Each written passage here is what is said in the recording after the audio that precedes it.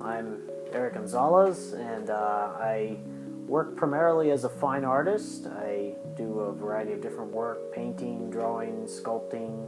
I'm partial to comic book artwork and artwork involving action figures as part of my body of work. I've been making art ever since I was a little kid. I've really begun to focus on art in the last few years. When I got into college, I really started to develop fine art and love for fine art. The biggest challenge is having the determination to just keep doing the work. I know a lot of people, they get discouraged, they stop doing the work, they don't attempt to go out for shows, they don't try to do anything with galleries. I mean, you always have to be producing new work and trying to do something to keep yourself going. Otherwise, nobody's going to tell you, hey, you should really paint something this week. You got to make that decision on your own. Anything science fiction, fantasy, those are the things that really feed me and inspire me. All that kind of classic pulp science fiction from the 30s. Just that whole aesthetic that it had. Not a lot of modern stuff really gets to me, but the classics, they keep me going. If I had to give any advice to a younger person who's just going into fine arts or graphic design or anything, it'd probably have to be to keep your head up, keep looking for opportunities, keep trying to find new avenues to showcase your artwork, and always be hunting for the next show. There's tons of things you can do. You don't have to pay to get into shows. You don't have to do expensive stuff, but as long as you're producing things and getting it out there so people can see it, that's what's going to count.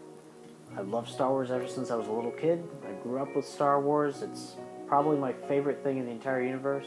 If I was on a desert island for the rest of my life and I had to choose one thing to take with me, it'd probably be a copy of Star Wars.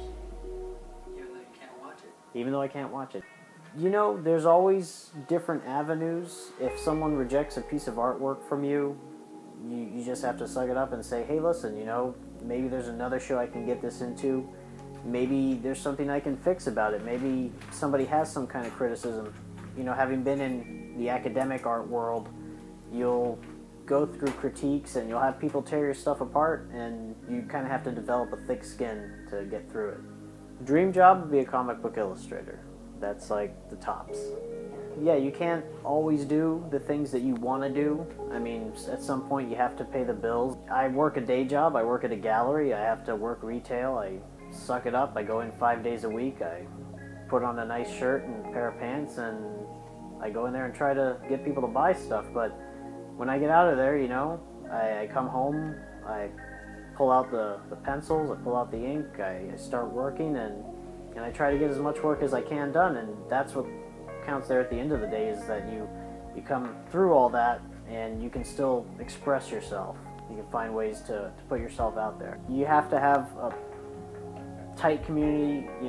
You've got to network. That's the most important thing in the art world, is networking, because everything is about the connections you're making.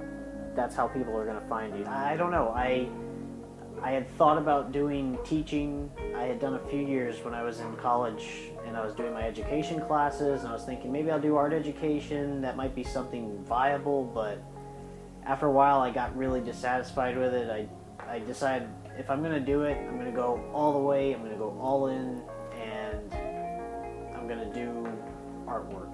That's what I had to do. And I figured if I flew up and I failed, I could maybe go back and do something else, but I had to at least try to go for artwork in the end.